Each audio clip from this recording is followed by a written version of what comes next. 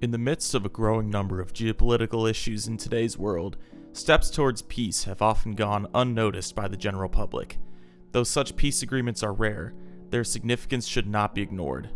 One such example of this is the recent agreement between the two long-embattled Caucasus countries of Armenia and Azerbaijan. Plagued by violence since before their administration under the Soviet Union, and especially after their independence, this new peace agreement signed on August 8, 2025, may represent a dramatic shift in the geopolitics of the entire post-Soviet space and beyond. Today, we will explore how Armenia and Azerbaijan laid down their arms after more than 3 decades of animosity, and how world politics will be affected as a result.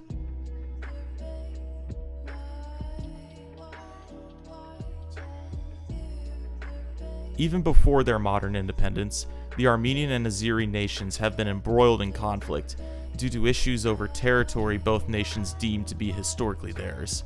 Armenians had suffered poor relations with the surrounding Turkic peoples in both the Russian and Ottoman empires for some time due to their overlapping territories. Massacres between them occurred with high intensity starting in the early 20th century, culminating with the Armenian genocide in the Ottoman Empire during World War I. The war ultimately led to the collapse of the Russian Empire, which in turn allowed nations across the empire to declare independence, including the Armenians and the Azerbaijanis. A territory roughly overlapping with the modern border regions of the two countries became hotly contested, and led to a war between the two nascent nations from 1918 to 1920. The war ended with both being subdued by the Red Army, with both countries being consolidated into what would soon become the Soviet Union. Initially being part of the Transcaucasian Soviet Republic, Armenia and Azerbaijan were separated into their own respective Soviet republics in 1936. The borders between the two were widely unpopular, but resistance was limited due to Soviet control.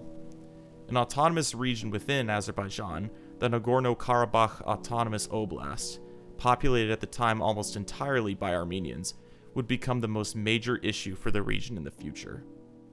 Once the Soviet Union started to lose its influence over its periphery in the 1980s, ethnic tensions between Armenians and Azeris began rising again, leading to the First Nagorno-Karabakh War, beginning in 1988.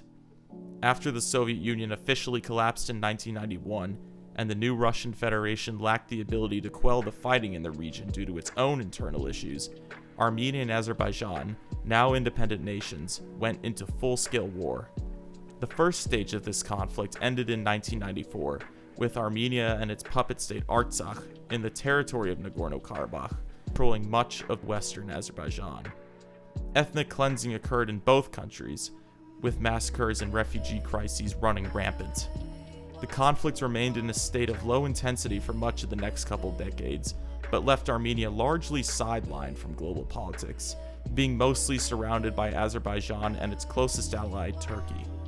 Russia became Armenia's closest ally, and Armenia has participated in several Russian-led international organizations.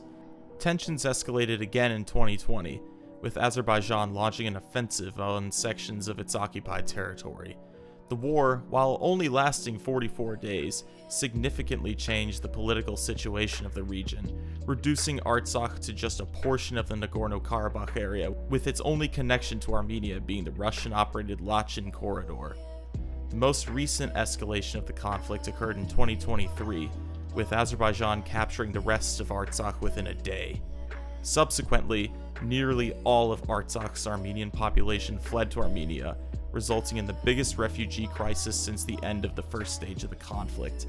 Partly due to Russia's lack of support as a result of its current conflict with Ukraine, Armenia's relations with Russia significantly deteriorated after the war. Armenia has since committed to withdrawing from Russia's military alliance, the CSTO, and has tried growing ties to Europe and the United States. Despite the prolonged conflict, beginning in 2025, Armenia and Azerbaijan signaled an intention to start negotiating an end to the conflict. This ultimately culminated in a peace deal signed between the two nations' leaders, Prime Minister Pashinyan of Armenia and President Aliyev of Azerbaijan, on August 8, 2025, brokered by the US President Donald Trump. This historic deal was the first major attempt to end the conflict since it began, and represents a major turning point in the relations between Armenia and Azerbaijan. Aside from the aforementioned goal of ending the conflict, the peace deal lays out that Azerbaijan will no longer be disconnected from its exclave Nakhchivan, with a 20-mile economic corridor, the Zanzibar corridor, to be developed by the United States but subject to Armenian law. This corridor not only connects Azerbaijan to Nakhchivan, but also to Turkey, its primary ally. With the vast reduction in conflict throughout the Caucasus region, the potential for economic development could never be stronger. This is especially important to European countries, which have a vested interest in opening a new economic corridor to access essential resources such as oil and natural gas. For decades, Europe has primarily relied on Russian gas for its energy needs, a complicated situation for a group of countries who have been at odds with Russia for quite some time. This situation got especially complicated after the 2022 Russian invasion of Ukraine, with relations between Europe and Russia significantly deteriorating, leading to a crisis on how to address the issue of sanctioning Russia while still relying on their gas. Since the invasion, Europe has looked for alternatives to Russian energy, though most have been unsuccessful. However, if this peace deal is able to be solidified, Europe will have a brand new energy market to cooperate with. Central Asia, especially Kazakhstan and Turkmenistan, as well as Azerbaijan, have large gas and oil reserves centered around the Caspian Sea.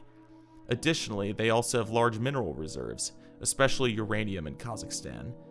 This resource-rich part of the world has typically not had the same cooperation with markets outside of its general vicinity, but still has been able to develop rather quickly as a result of its resources. Adding a new market for Central Asia to export its materials would be a major benefit to the region, allowing for not only more exports but also economic independence from countries like Russia and China. While these countries have been very influential in Central Asian politics, many in the region have become more suspicious of Russian and Chinese influence, especially in Kazakhstan. An economic corridor through the Caucasus would allow Central Asian countries to export their materials much more efficiently, as both these countries and European ones share a much stronger relationship with Turkey and Azerbaijan, which form the link between the two regions. Turkey especially would be put in an advantageous position if the corridor is solidified, becoming the primary transport country for what could become one of the largest oil and gas corridors in the world. Sharing language and culture, Turkey would have the ability to forge very strong ties with its Central Asian cousins, forming a cultural, political, and economic bloc that could rival those of Russia, China, and the European Union. How this force would interact with Europe decades down the road is certainly up for debate. The short-term benefits, though, to both sides would be too hard for either to pass up on. Russia, Iran, and by extension China, have expressed concern by these new developments. The Zanzibar corridor would greatly sideline Russia and Iran from global trade, as most markets would prefer to cooperate with other countries due to their general unpopularity with the largest oil and gas market, Europe. Having a variety of countries to trade with also proves more prudent for countries, especially those in Europe, who are resource dependent, as relying on a single country for energy can prove deadly if bad relations develop. China has also condemned the development of the corridor, as its influence in Central Asia would be reduced, while also having its current allies, Russia and Iran, suffering from economic sidelining.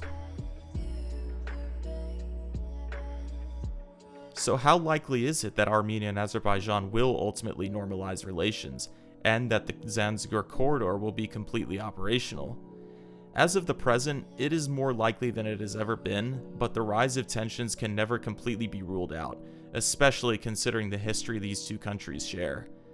The economic opportunities for this peace agreement are extremely important for countries in Europe and Central Asia, due to the ability to have increased trade with the nearby region, which is not only resource-rich, but also growing more critical of Russian and Chinese influence. However, throughout this entire peace process, Armenia has had to face several concessions, including accepting the loss of Artsakh and allowing Azerbaijan to have a corridor run through its southern territory. If Armenia itself ends up being sidelined from this regional economic boom, it might try to regrow relations with Russia and Iran, and use this as leverage to support its own interests. Turkey and Azerbaijan will have to toe on a fine line between supporting their own economic interests while appeasing Armenia enough to make sure something like this will not happen. The West, especially the United States, will need to monitor the situation to make sure their interests are also being met by this deal. It's a shaky situation, but if it works out as it should, the Armenian-Azerbaijani peace agreement, and by extension the Zanzibar corridor, could become one of the greatest new economic developments and trade routes of the 21st century. Thank you for watching today's episode. If you like my work, please consider supporting me on Patreon to obtain access to exclusive maps and future updates. Tell me in the comments what you want to see next, and I will see you then.